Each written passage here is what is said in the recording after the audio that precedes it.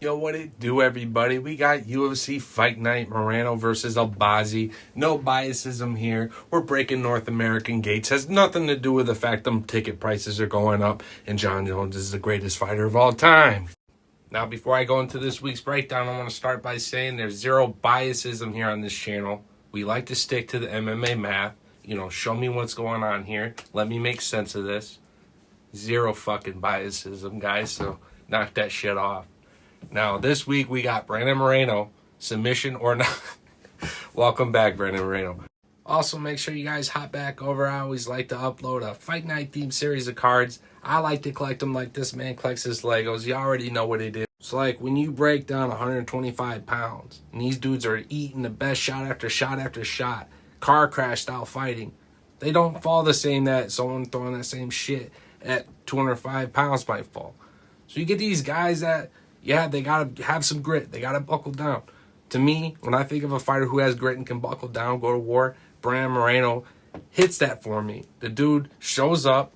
He's not the biggest dog in the yard. You look at his motives and what he's fighting for and what it means to him and the pride of his people. And Moreno delivers. That delivers the fatal bite. So the Assassin Baby, I've always enjoyed, watching him chase that submission more times than the knockout, but do the damage and kind of open up with his boxing, which has really evolved over his time in the UFC. Maybe it's just me. I like the Rudy story, the comeback kid, the Rocky, but when you get someone as humble and as cool as someone like Moreno, settles a gangster-ass quadrilogy against a man who was putting out everybody, fought that man 4 times around over the course of 2 of my birthday weekends, loved every second of it, and he came out the victor. Nothing but great memories. This one tied up great because I got to see Jamal Hill get knocked out by the Pupil, the Grasshopper, and Alex Poatan at UFC 300. The whole story arc with this one poster that I'll always hold on to for the rest of my life. It makes me so happy. So, Figgy, you just shared my shit. You sign it, Moreno. Obviously, I'm a fucking fan. You sign it too. Much love. I'll send you some Legos. And Jamal Hill, you're 30 minutes from me. Don't reply to any of my shit. Let me come sign it. I'll let you leg kick me. And Glover, much love, dude. I'd have to mail it to you. Let's roll. Let's get this shit signed, boys. Now, moving on to the card. First fight on the card, we got Jamie Hoare taking on Ivana Petrovic. I think the fight's going to surprise us and go under 2.5 rounds. You can see Jamie hurting her on the feet, edging it by TKO. Petrovic getting her to the ground, maybe hitting the submission.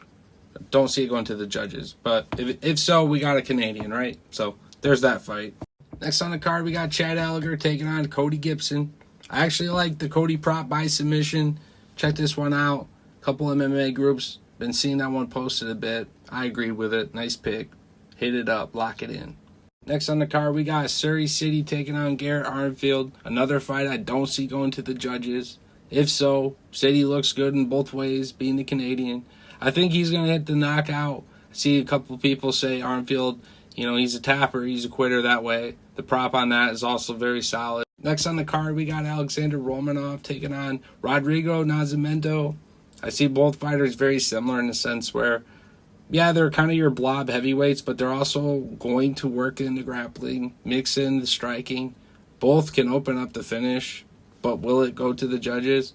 I actually think it will, because neither fighter, I think, is going to be exceptionally better than the other in the areas that the fight's going to pan out over to. A lot of knee and clinching up the sides. Now with that new rule change with the whole, 12-6 elbow, at a heavyweight level, if these boys start pounding on you, you are toast. So would like to see some finishes with these 12-6, as long as, everyone doesn't die too bad or get too bad of CTE. That'd be cool. But, yeah, this fight could go to the ground, and one of those could open up and just completely end the fight almost immediately. So next on the prelim, we got Jack the Tank Shore taking on Yusuf Zalal.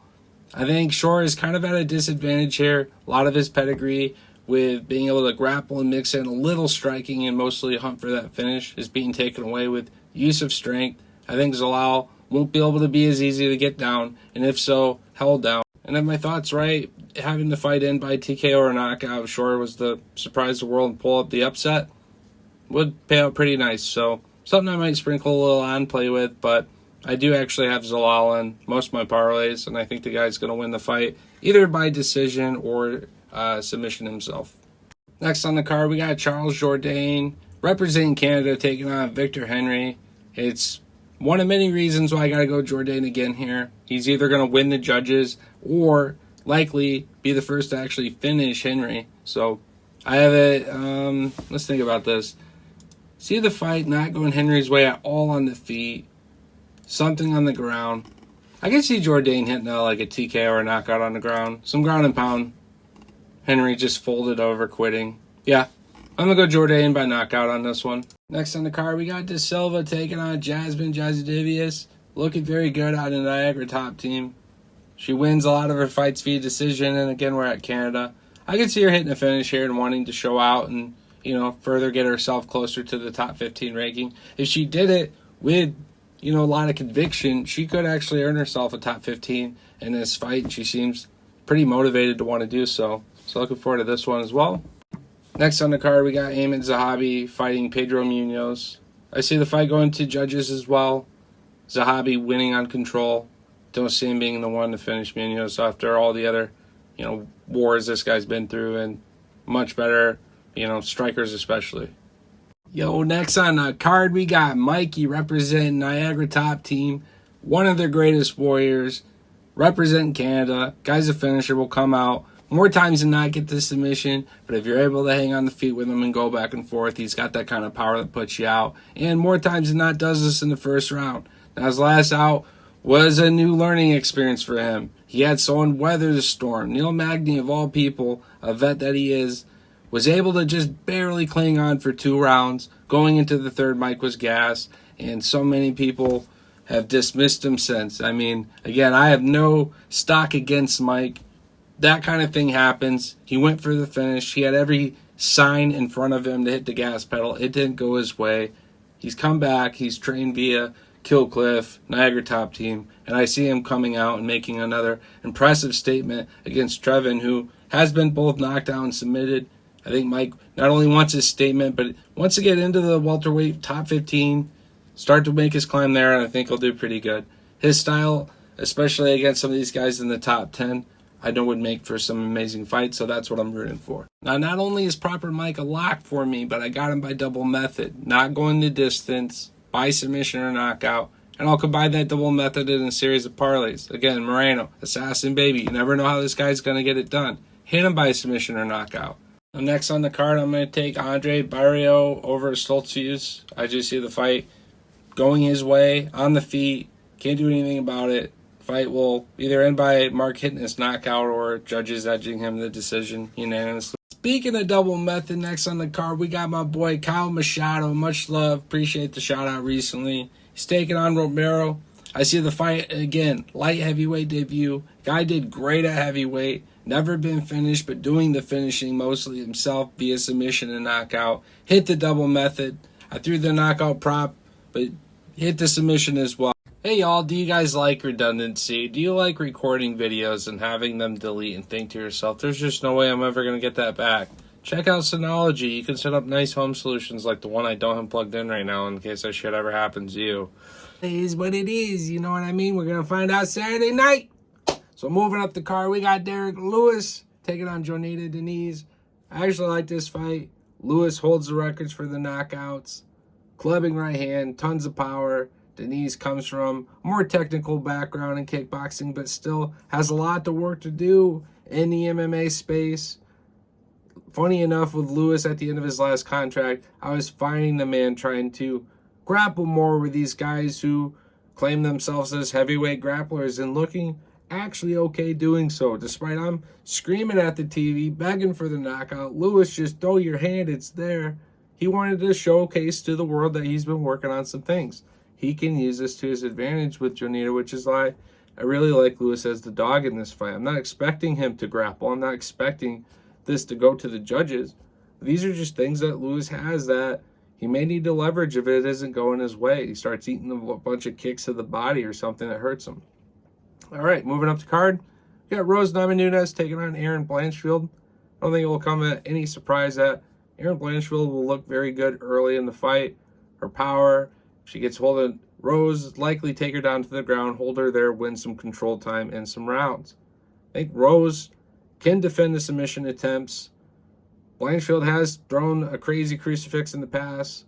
Maybe she'll leverage this new 12-6 rule set in place, but I do see Rose being able to weather it, and as this fight progresses, she has phenomenal cardio, be able to work towards her own submissions, have her own success, especially with the striking, something Erin did not look good in at all, and be able to edge this fight, if not via decision, maybe by a submission of her own if Blanchfield's, worn out, because I can't exactly see Blanchfield wanting to be on the feet with Rose, and if she's constantly wrestling and not working to get that finish, this could be 5 rounds of just really Rose taking it to Blanchfield, mostly on the end of the cardio side of things. So excited to see that fight too. Last but not least, Brandon Moreno taking on Amir Albazi. I think both these fighters have a lot of cobwebs to shake off. Look at Moreno, tough, 2 times out, Royval, Pantoja, some of the greatest in the division, right? And so, yep, he had just weathered the quadrilogy with Figueiredo, takes his time mentally, physically, and now he's back at that championship mentality. He has that fortitude, knows what he needs to do to get in here, have an impressive win to be part of that title conversation again, and that's all the motivation the man needs. The assassin, baby. He's going to bring it in both disciplines against a very fierce opponent, and Amir Albazi, which minus a decision loss, he's conquered every time out in the octagon.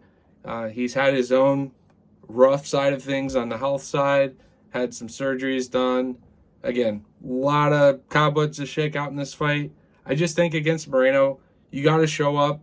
You got to be the one to try to pressure him, because he's just going to continuously come forward, walk you down, mixing the striking. He's good about mixing it to the body. And as the fight progresses, you just can't hang with the man. And his cardio has been phenomenal doing so. So if he's saying that he's feeling better than ever coming back into this fight, if we see an improved Moreno, I think Albazi could, get finished. So I like Moreno's chances by submission, but a doctor stoppage is very possible given, what's been going on. So go double method on that as well. And that's going to be my predictions. I hope you all enjoyed it as much as I did making. So much fun.